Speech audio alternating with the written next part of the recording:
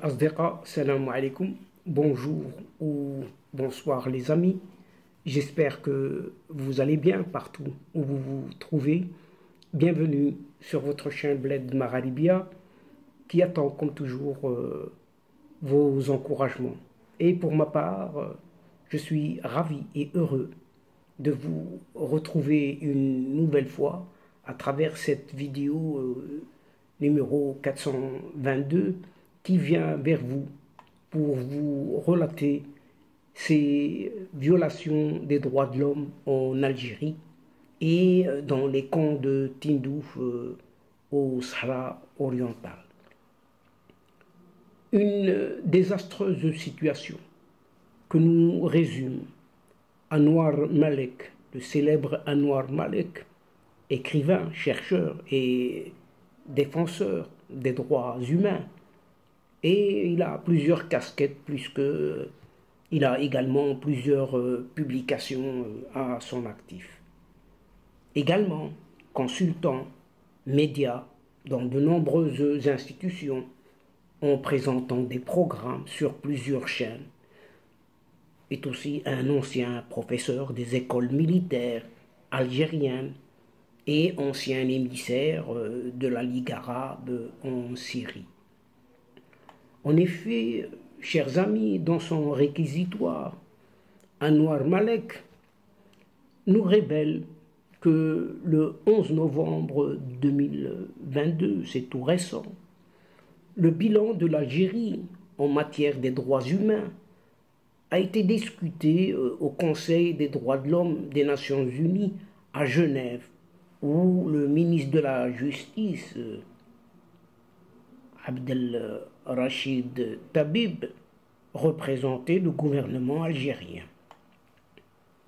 Et on remarque tout de suite, dans la plaidoirie de ce ministre qu'il a présenté, il a présenté une fausse image, très proche d'une fiction, au travers d'un rapport allant au pas, d'un langage absurde, complètement absurde, tentant même de polir le sombre visage de ses propres dirigeants algériens. Cependant, les interventions de certains délégués présents ont confirmé que cette affaire dépassait toute l'imagination des ministres même, qui se sont retrouvés dans une situation très fragile à défendre, un parti plusieurs fois condamné par les commissions de ce même Conseil de l'Organisation des Nations Unies.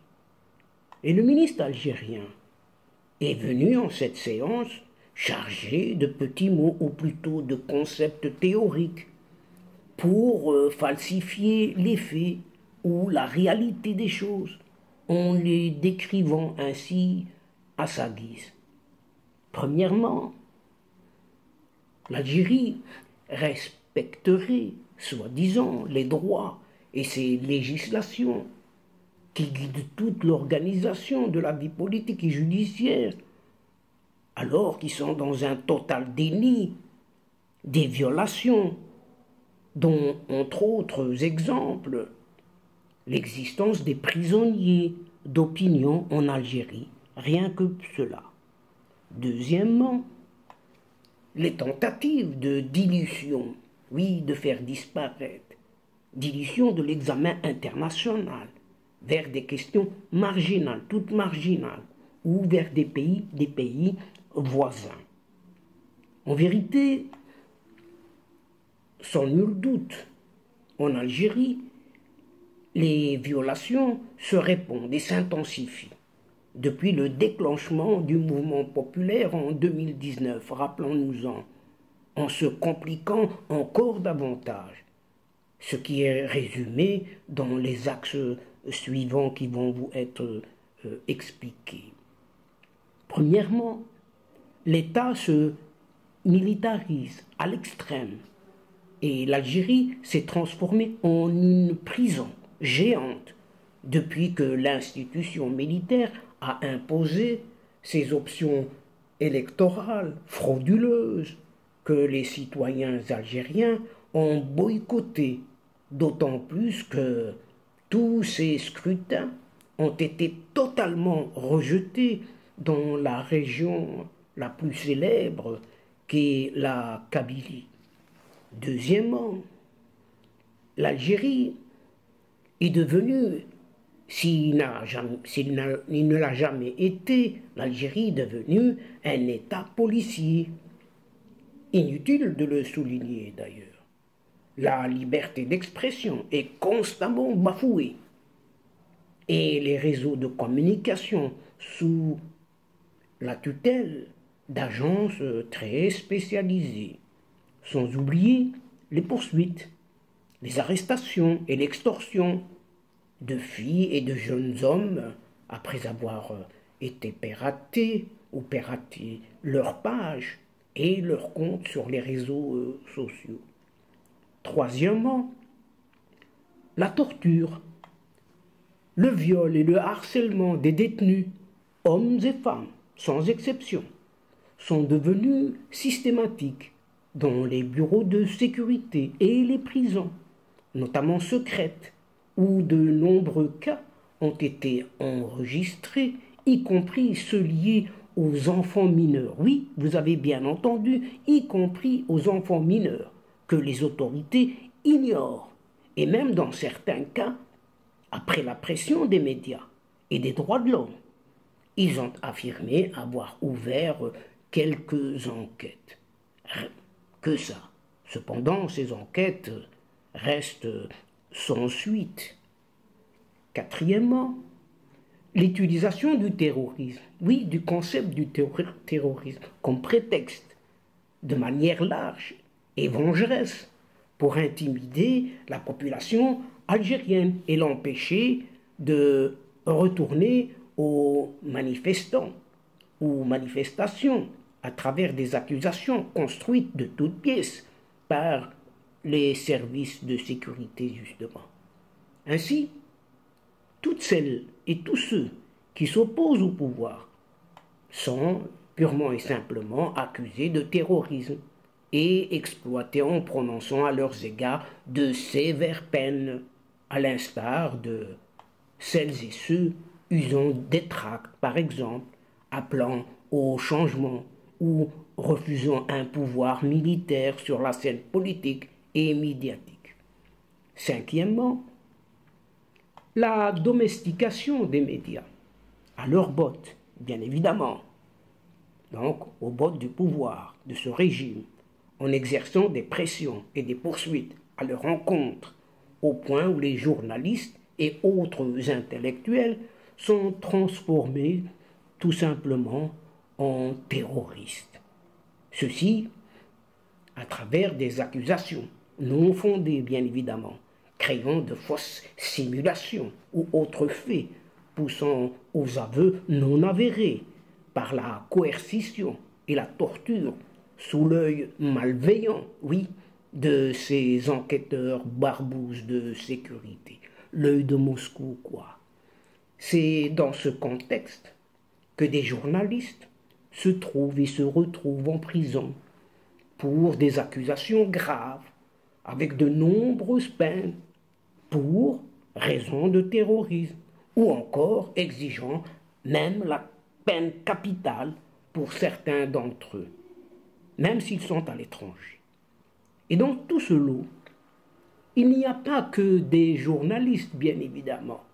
De nombreux juristes et autres universitaires subissent aussi le même tarif, à savoir de terribles pressions par le biais des tribunaux soumis complètement et totalement à ces casernes militaires.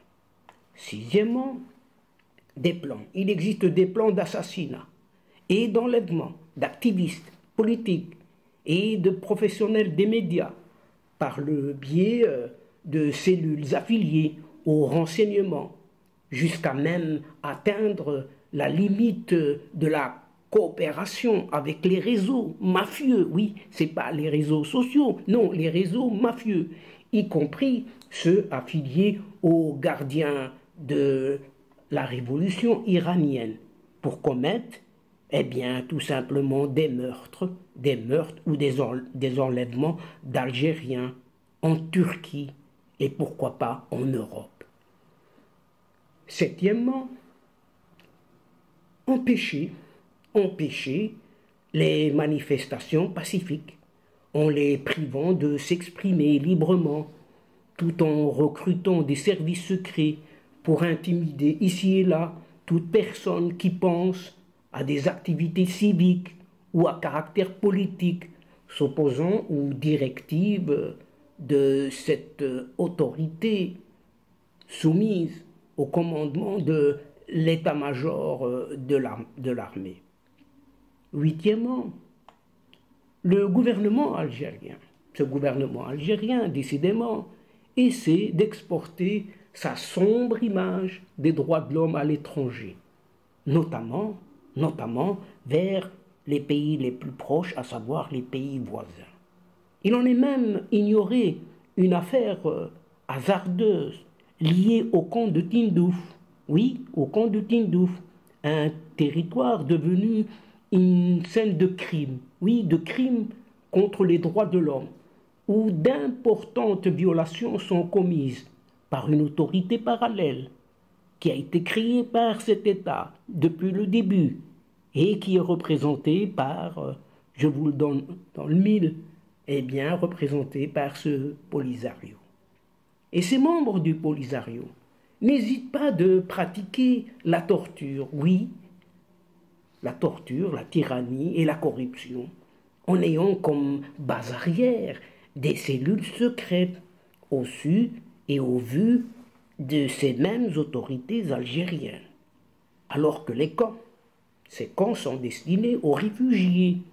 En réalité, ces camps se sont transformés en centres de détention, donc des prisons à ciel ouvert, détenant des milliers de personnes démunies du moindre droit, les privant même de tout mouvement de vie quotidienne et encore moins des droits minimaux imposés par les pactes internationaux.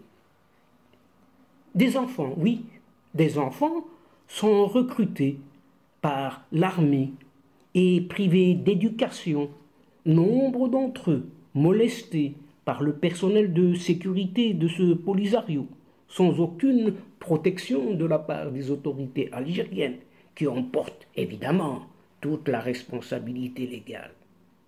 La violence à l'égard des femmes est une pratique courante, oui, dans ces camps, avec de nombreux cas de viol, oui, de nombreux cas de viol, de filles mineures, vous avez bien entendu, de filles mineures, forcées de se marier, de traite des blanches, de femmes contraintes de se marier à plusieurs reprises. Oui, vous entendez bien également des femmes qui sont contraintes de se marier plusieurs fois.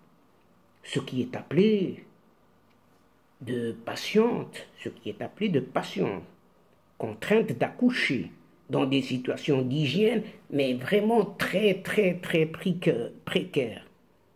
Privation d'eau, privation de nourriture, privation de médicaments et pas d'abri sûr pour celle ou celui ayant le malheur de critiquer le Polisario ou son soutien qu'est ce vieux régime algérien.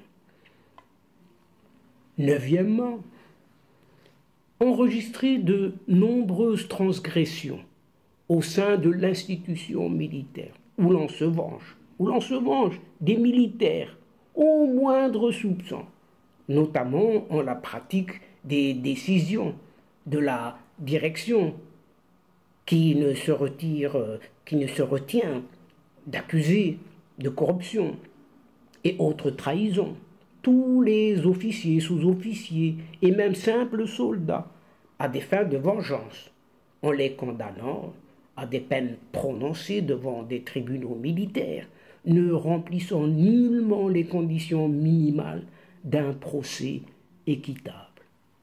Aussi, il en est aussi l'expulsion du travail ou encore du logement, la privation de retraite, de pension, d'assurance maladie et les interdictions de voyager affectent la grande majorité des retraités de l'armée par des décisions de sécurité et non pas par des décisions judiciaires.